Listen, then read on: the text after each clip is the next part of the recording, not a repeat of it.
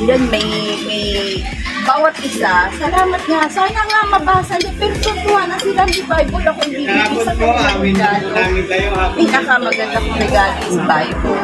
Salamat sa Lord talaga. Napakabuti nun sa buong isang taon. Maraming pagpapala. Maging sa husband ko. Yung health lang ng husband ko, isang malaking pagpapasalamat. Isang napakalaking biyaya. Yun dahil sa tagal ng nag-stay siya sa bago. Healthy, diba? Maayos yung katawan niya. And malayo man siya, masaya siya. Kasi everyday nakikita kasi. Amen. Papuri sa Diyos. Salamat sa buhay ninyong lahat. At pakabuti ng Lord. O, pakinggan muna natin ang kanta ni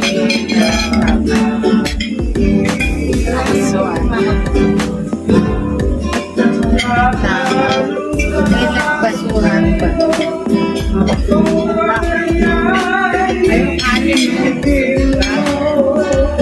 Ako baka sumabay si Tetay dyan. Ano ba pwede ko sa'yo? Baka biglang mapakanta si Tetay dahil nagustuhan niya yung boses niyo. Kaya, Pwede ko sa'yo. mga nawawala akong kapatid.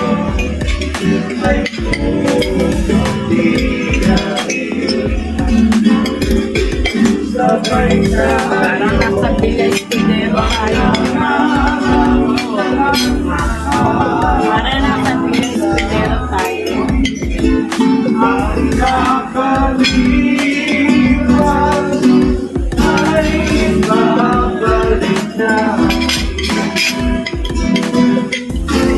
Ako kuya magpapakanta.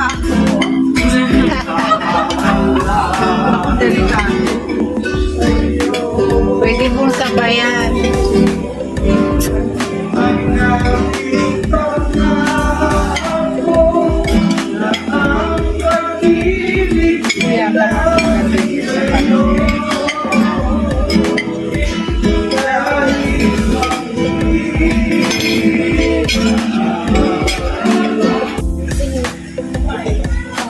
Pag nakataranta na ako. Hindi, pag nakataranta na ako. Ito yung sikreto ko Pag natataranta na ako,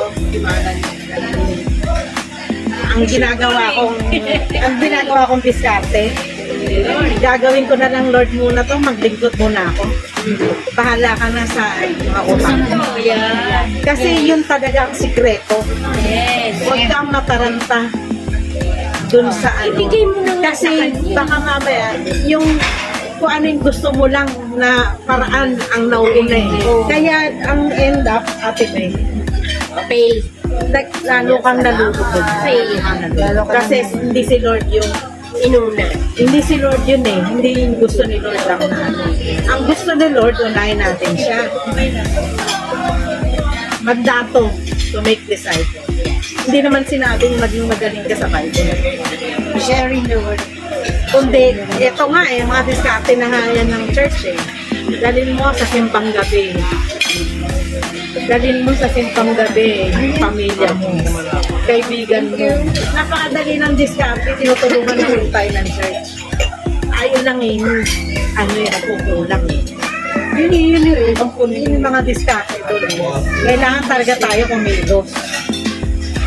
Yun po ang ano ko pag natataranta na. Sa totoo lang, tataranta ko sa bangko. Ano ba importante? Tatarantahin ko sarili ko dun sa ano. Wala namang idadagdag. Wala naman akong magagawa dun dito na lang sa gawain ni Lord. Unahin ko siya. Tapos pinagagaan niya lahat. Yun yung patotoo ko. Yun ang patotoo ko. Totoo po yan Wala din po ako, wala. Nagpapasalamat ako sa Lord. Dumating ang kapatid ko. Magaan yung ano namin, yung handa namin, di ba? Pwede siya. Nagpapasalamat ako ang asawa ko. Ng taon na hindi nagpapasko sa amin. Kasama namin. Yung pala, kailangan para talaga makasama namin siya ngayong Pasko. Kasi hindi naman kami totally wala dahil andyan yung kapatid ko to sustain. To sustain. Ginagamit ni Lord. So hindi kami mukhang naging kawawa. Yung basta talagang si Lord pag inuna mo, amazing niya. Hindi kanya pawawalain. Ang daming dumadating na blessing. Sabihin na natin, pinamaskuhan ako ng kuya ko, wala din, pero kasi may, diba, unahin natin ang gawain ni Lord Tsaka yung mga unahin natin yun. To follow talaga yun, ayusin yung spiritual mo muna before you tama yung kay Ate Ella sinabi niya. Unahin natin si Lord. Ako hindi po ako magaling sa Bible. Hindi rin ako magbasa ng magbasa. Ang ko lang is yung agarin.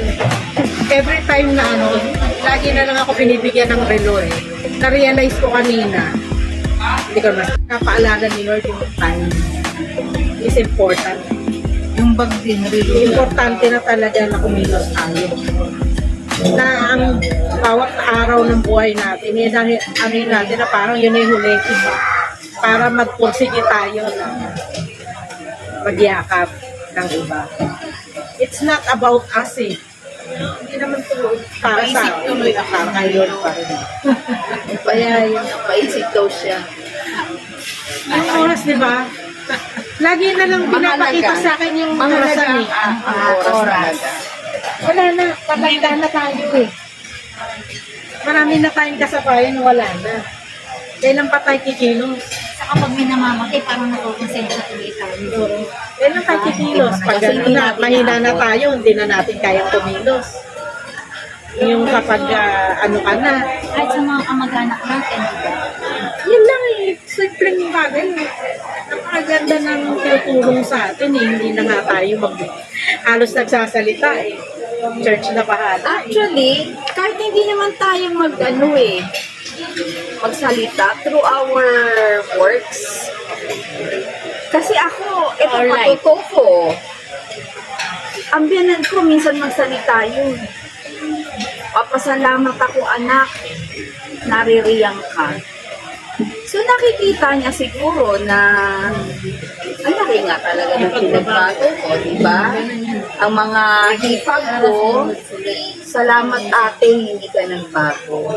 Saka nasama mo si kuya, simba. Pero, tete, kailangan talaga makapanood silang words of salvation. Totoo. Pero naman, di ba mahilig ako ng mga Bible verse tapos ipapasa ko sa kanila.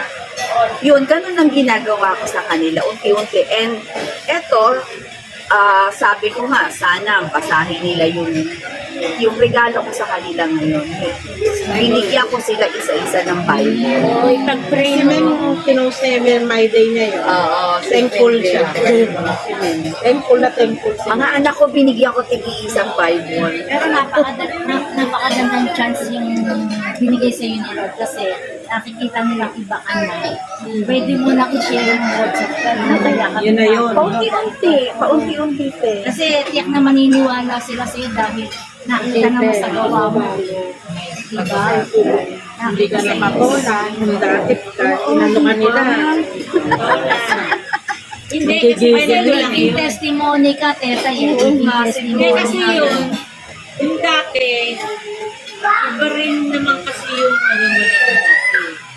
So, nasisulit ka. Ngayon, iba yung mo kami naman ang nasamahan mo, na medyo talagang umaano sa paningin. Talagang nagsunod ka na.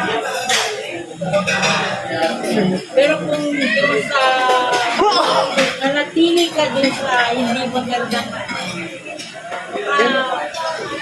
Talagang, di ba, no? Na-depress ako noon, di ba? Pero sa awa at tulong ni Lord, bumangon ako.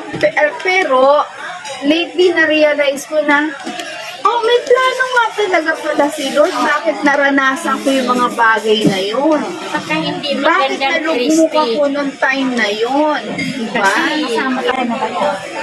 Then, i-edit naman yung edit ko yan. Hi, Mir. This is for you. Thank you tayo. Bigay mo I naman hope yung you sa'yo. like this. Bigay mo naman yung regalo mo. Ito na po yung pina-take out. Sige, sige. Thank you. Ayun pala talaga. Oh, sige. Thank you very much, Mir. Trend ko yan. Gusto mo kagad i-open ko. 30 pesos lang rin kape. Mabs yan. Huwag niya naman ganyan ni si Mir. Okay lang yan ah. This is, this is a golden nug. Oh, thank you. Ito, ano? Sabi ko sa inyo, ito, ano yan? Wow, di ba? Ayan, Ate Darmy, maganda. tama sana. Ganda. Hindi yan, maganda yan. Hindi ko na to. Trend ka lang naman yan, oh. Baka gusto mo, give mo sa akin yan. It's the thought of giving. Yeah.